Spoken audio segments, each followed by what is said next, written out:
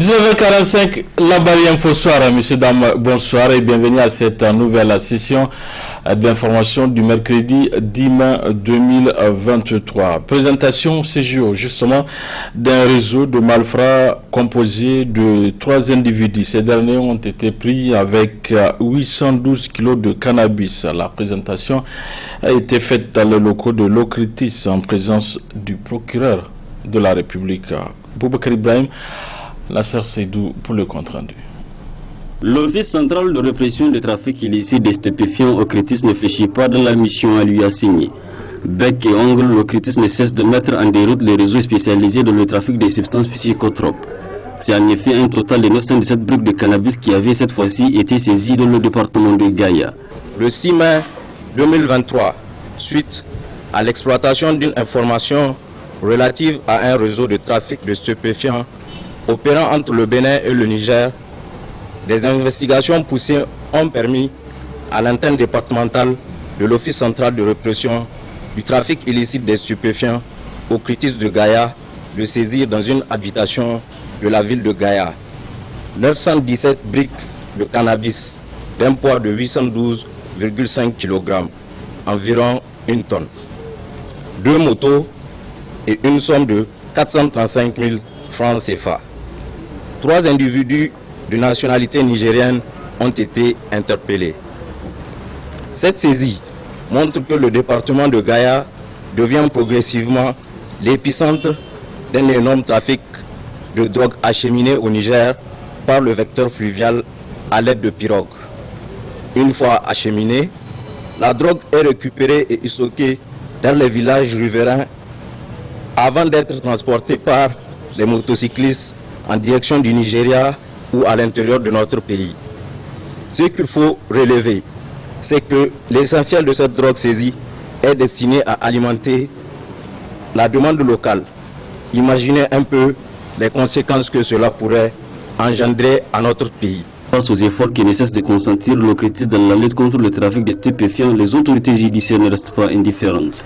L'essence qu'il faudrait donner à notre présence régulière à des cérémonies de cette nature et qu'au niveau du parquet, du pôle judiciaire spécialisé, nous soutenons de manière permanente, sans condition, les efforts qui sont déployés par vos services pour traquer les trafiquants de drogue sur l'ensemble du territoire du Niger. Vous pouvez, je l'ai toujours dit ici, compter sur la disponibilité et l'accompagnement du parquet du pôle judiciaire. Je voudrais également profiter de cette occasion pour féliciter ceux qui, directement ou indirectement, ont contribué à la conduite de cette opération. Rappelez enfin que le vendredi 5 mai dernier, l'Office central de répression des trafics illicites des stupéfiants Ocritis a procédé à la présentation de notre réseau transnational de trafic de drogue. De quoi interpeller la conscience collective sur l'allure que prend la consommation de stupéfiants. Le personnel du ministère du Plan est en grève de 48 heures depuis ce matin. Cette grève dite d'avertissement lancée par le syndicat national des agents de l'économie SINAE a pour objectif de défendre les intérêts matériels et moraux de ces militants. On fait le constat de cette grève avec nos reporters Nafissa Touyaya et Chebou Issou. Plusieurs bureaux des cadres du ministère du Plan sont restés fermés ce mercredi 10 mai 2023, date qui marque le début de la grève d'avertissement lancée par le syndicat national des agents de l'économie SINAE. Une grève visiblement respectée par les cadres et auxiliaires de ce ministère. Nous sommes très fiers de nos camarades. Ils ont montré que vraiment ils sont conscients du problème et qu'ils sont là pour les changements. Ils connaissent qu'il y a un problème. Il va falloir montrer aux autorités du ministère qu'il y a un problème. Nous remercions tous les camarades d'avoir vraiment observé de manière unanime. Vous avez constaté, il n'y a personne, aucun cadre du plan. Nous remercions vraiment, nous sommes très contents, nous sommes fiers de notre base et nous disons à notre base aussi qu'elle peut compter sur les bennes. Sinaï, Inch'Allah, nous allons, comme nous l'avons toujours dit, continuer le combat, mais en toute responsabilité, dans la sagesse aussi. Nous ne sommes pas là pour bloquer X ou Y. Nous sommes contre personne. J'ai l'habitude de dire nous aimons tout le monde, nous ne contestons personne. Même si par ailleurs, les gens nous manifestent une certaine animosité contre nous, on fait fi, c'est pas un problème, nous ne sommes pas investis pour ça. Nous sommes investis pour défendre les intérêts personnels de notre base, de nos camarades. Nous continuons à les faire jusqu'à ce que les ministres comprennent et reviennent à la raison. Cette grève qui intervient après la déclaration rendue publique par le SINAE le 5 mai dernier vise la défense des intérêts matériels et moraux et la sauvegarde des acquis des militants, a rappelé le secrétaire général. Nous n'avons pas voulu vraiment être là. Malheureusement, quand vous avez quelqu'un en face de vous qui ne comprend pas ce que vous dites, donc c'est un langage dessous. Donc il faut, selon nous, faire ce que la loi nous prévoit, nous autorise à faire, passer en grève, une grève de 48 heures d'avertissement. Peut-être il saura que les gens là ils sont conscients de leurs problèmes et ils sont conscients de leur mission. Il a adopté une attitude qui consiste à faire quoi? À fermer la porte et parallèlement il saisit à travers d'autres mercenaires. Et à travers les réseaux sociaux, on a vu d'autres presses écrites pour vilipender ces collaborateurs que nous sommes. Alors qu'au lieu de chercher à négocier, malgré notre vraiment demande, elle a préféré aller vilipender ces collaborateurs que nous sommes, ce que nous estimons que ce n'est pas normal. Au vu de tout ce qui précède, les militants et militantes du SINAE disent rester ouverts pour des négociations sincères dans les meilleurs délais et le respect des libertés et droits syndicaux. La ministre des Mines, Mme Ousseini Hadiza Yakuba, a procédé ce matin à l'inauguration de la première entreprise espagnole au Niger, Rio Narcea, spécialisée dans le domaine minier. Nafissa Touzakou, Halidou Brema.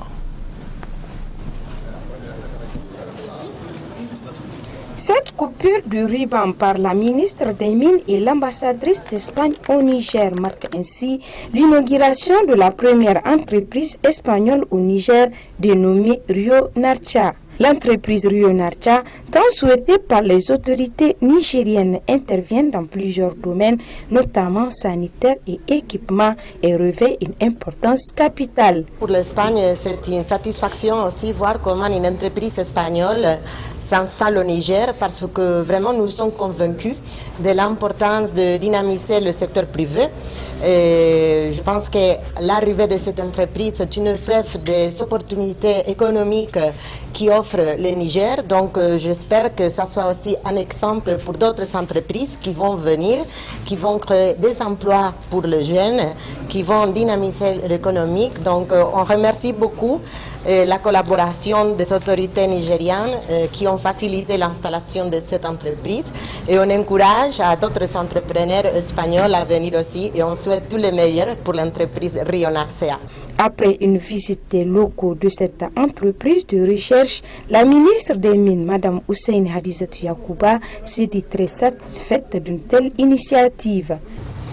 Rio Narcea a des intérêts, pas uniquement dans le domaine minier, parce qu'elle s'intéresse aussi dans le secteur du traitement de déchets, et dans le secteur sanitaire, dans le secteur des équipements. Mais ma satisfaction, c'est de dire que c'est grâce au permis que nous avons octroyé à cette entreprise en fin 2021, grâce au développement de ces activités dans le cadre de la recherche du lithium, que nous participons aujourd'hui à l'ouverture de leur bureau.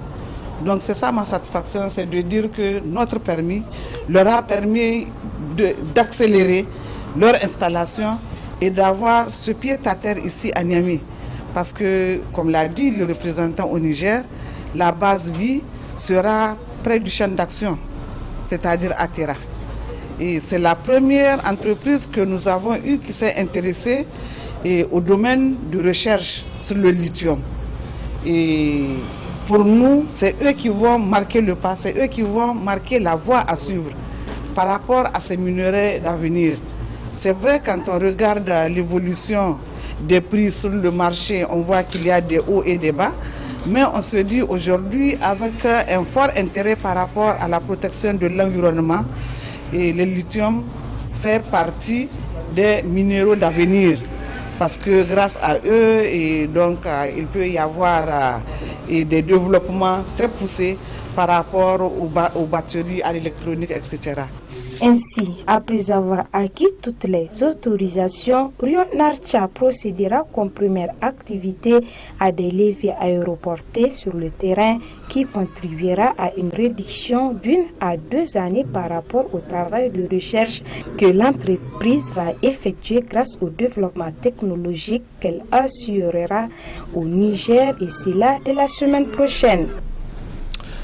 Le Grand Hôtel de Niamey a servi de cadre hier dans la soirée à la célébration de la journée de l'Union européenne. Une fête qui a réuni officiels nigériens et diplomates des membres de l'Union européenne ainsi qu'un officiel hongrois. Une union célébrée autour du thème Année européenne des compétences. Le résumé avec Adam Soumana et Nasser Seydou. L'hymne la nigérienne et celui de l'Union européenne ont marqué le début de cette cérémonie commémorative de l'avènement de l'Union européenne.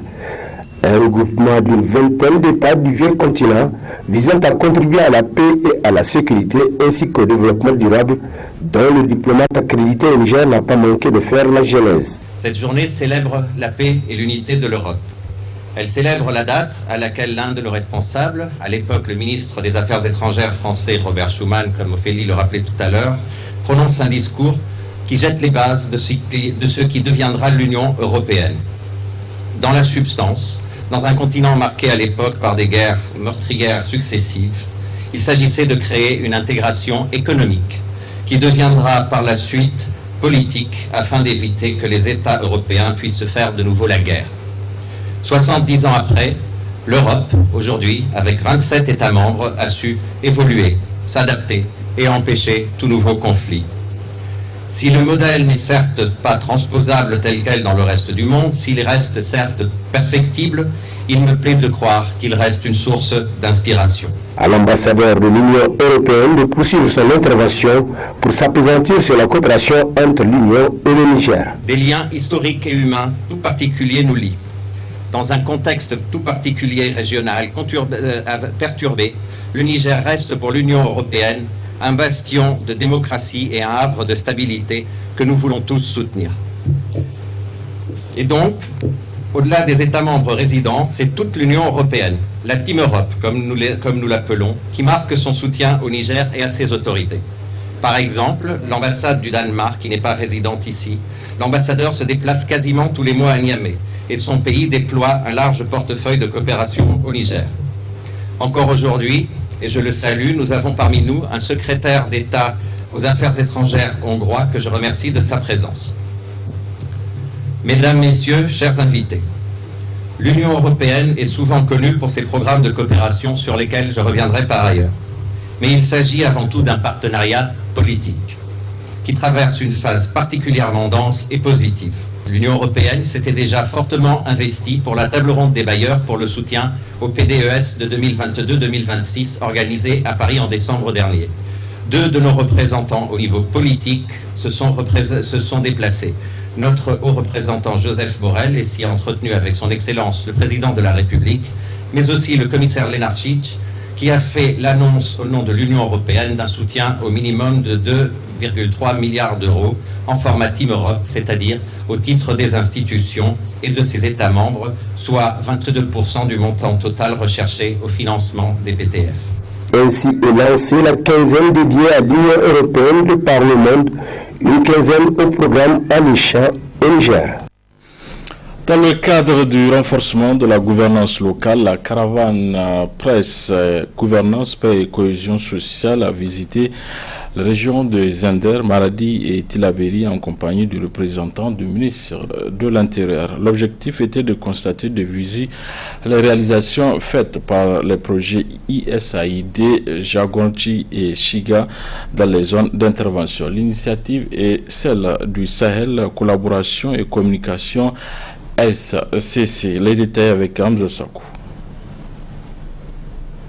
Jagonchi est une activité de gouvernance sur financement de l'USAID visant à renforcer le contrat social entre l'État et les citoyens et améliorer la résilience des communautés dans les régions de Zender, Maradi et Tillabéri pour mesurer l'impact des interventions du projet Jagonchi dans ces zones Une caravane de presse sur la gouvernance, paix et cohésion sociale, initiée par le projet USAID Sahel Collaboration et Communication, a sillonné les communes de Ouacha et Kolo, où les capacités des élus locaux ont été renforcées en matière de bonne gouvernance. On a mis en place une structure appelée CDC, donc qui sont des collaborateurs directs du maire dans le cadre donc, de la tâche qui est en commun à lui.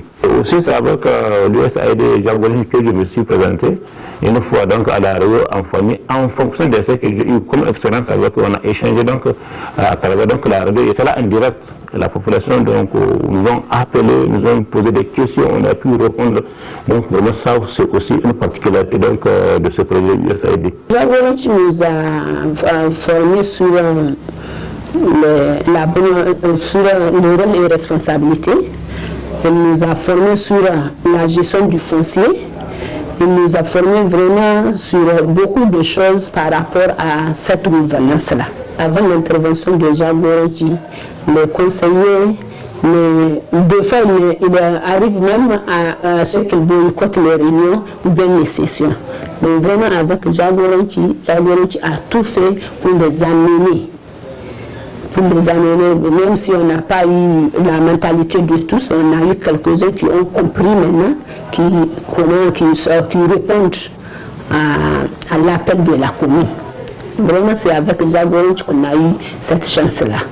Toujours avec l'appui de l'USAID, le projet Chiga, intervenant aussi dans la commune de Ouacha, notamment dans l'amélioration de la gestion des ressources naturelles, a contribué au développement local. Nous avons appuyé à beaucoup de choses, comme on a vraiment les plans, l'état des ressources naturelles de la commune de Ouacha, qui est très important, donc pour connaître toutes les ressources qui est de la commune. Donc on a adressé encore un plan d'aménagement des ressources identifiées. Donc vraiment, c'est très important. On a beaucoup, tout le monde a beaucoup, on a reconnu les ressources naturelles de la commune. Donc c'est très important. Encore, on a fait des caravanes de sensibilisation sur le code rural. Vraiment, on a fait des graphes, des regroupements de villages. Donc on a été là-bas pour sensibiliser la population et sur le code rural, ce qui est très important. Vraiment, on peut dire que c'est très important ce qu'on a fait avec USAID Chiga. On les remercie une fois de plus. Vraiment, on a pu identifier toutes les ressources naturelles qui interviennent et qui viennent de la commune. Donc, on a adressé la cartographie, c'est-à-dire le plan d'aménagement des ressources naturelles de la commune. Aussi, la formation des membres des structures de participation communautaire des secteurs de l'éducation, de la santé et de l'approche de l'incubation sont entre autres actions de ces projets dans ces zones. Chronique juridique à présent, comme toutes les semaines. Aujourd'hui, cette rubrique va porter sur le contentieux administratif. Ce thème sera développé par Maître Maman Lawan Dan Batouré, membre du droit sans frontières DSF. Très bonne réception.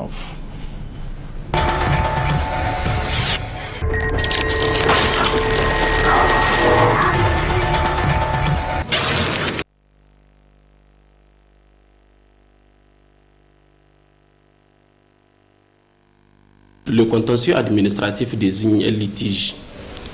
Il est administratif lorsqu'il se rapporte à un procès auquel sont parties les personnes morales de droit public en général ou en particulier les litiges qui naissent des activités de nature administrative, quelles que soient les parties au procès, qui sont soumis à une juridiction administrative par application des règles de forme et de fond relevant du droit administratif. Donc cette définition a 5 centres d'intérêt qui vont nous permettre de faire le contour de la matière. Premièrement, les litiges sont classés de manière classique en 2 grandes catégories. Il y a le contentieux de poursuite et ensuite le contentieux de recours. Au niveau du contentieux de poursuite, c'est l'administration elle-même qui est la plaignante. Mais ce contentieux n'étant pas développé dans les pays francophones et plus particulièrement au Niger, il ne sera pas abordé, mais nous allons beaucoup plus approfondir notre analyse sur le contentieux de recours. Il comprend 2 grandes subdivisions. Il y a le contentieux de pleine juridiction et ensuite le contentieux de l'excès de pouvoir. Au niveau du contentieux de l'excès du pouvoir, il y a 4 recours. Il y a le recours pour excès de pouvoir, il y a le déféré préfectoral et il y a le recours en appréciation de la légalité et enfin le recours en déclaration d'inexistence juridique. Donc au niveau de recours de pleine juridiction, le recours de pleine juridiction est beaucoup plus diversifié que le recours pour excès de pouvoir. Donc dans cette catégorie, il y a 2 sous-branches. Il y a le recours objectif de pleine juridiction et le recours subjectif de pleine juridiction. Le recours objectif de pleine juridiction a trait à une décision administrative que le requérant demande à l'administration d'annuler, de modifier ou réformer ou de rapporter à y substituer une autre décision au besoin. Donc, ces genres de recours sont notamment le recours électoral, les recours fiscaux, les recours des édifices menaçant ruine. Ensuite, deuxièmement, je disais tantôt qu'il y a le contentieux objectif et le contentieux subjectif. Au niveau du contentieux subjectif, c'est quand le requérant demande à l'administration de la réparation d'un préjudice qu'il estime avoir subi. Donc, à ce niveau, il a demandé la condamnation au juge de condamner l'administration à une somme déterminée. Donc, c'est en quelque sorte le recours contractuel et extra-contractuel de l'administration. On désigne ces recours sous l'expression responsabilité administrative. Deuxièmement, les autorités administratives sont prioritairement concernées, mais en dehors d'elles, de particuliers qui se voient confier la gestion d'un service public peuvent être à l'origine d'un contentieux administratif. Ensuite, toute autre institution nationale, Assemblée nationale, Cour constitutionnelle, peuvent provoquer un recours, peuvent provoquer un contentieux administratif. Au regard des portées de nature administrative qu'ils mènent, par exemple dans leurs relations avec les agents qu'ils emploient. Donc, en cas de recours incident de la part du juge judiciaire, on parle aussi du contentieux administratif. Et souvenez-vous, il y a un de nos chroniqueurs qui a développé la question préjudicielle et ensuite la question préalable lors des numéros passés. Donc, à ce niveau, je vais revenir là-dessus, comme la question préalable, c'est celle que le juge peut trancher lui-même. Et ensuite, la question préjudicielle, celle que le juge ne peut pas trancher, il va falloir qu'il se dessaisit au profit du juge compétent. Donc, c'est dans ces circonstances qu'on parle du recours incident de la part du juge judiciaire. Donc, en matière d'appréciation de la légalité, plus précisément dans ce cadre du recours pour excès de pouvoir, il va, quand la question se présente devant lui, il va se dessaisir au profit du juge de l'excès de pouvoir. Comme lui, il n'est pas compétent pour apprécier la légalité, ou bien il n'est quasiment pas compétent pour apprécier la légalité d'un acte la question de l'acte qui est posé devant lui. Troisièmement, l'administration peut mener des activités en se plaçant dans les mêmes conditions qu'un particulier. Et dans ces conditions, la répartition de compétences contentieuses se pose sur la base d'un critère d'une gestion publique par opposition à la gestion privée.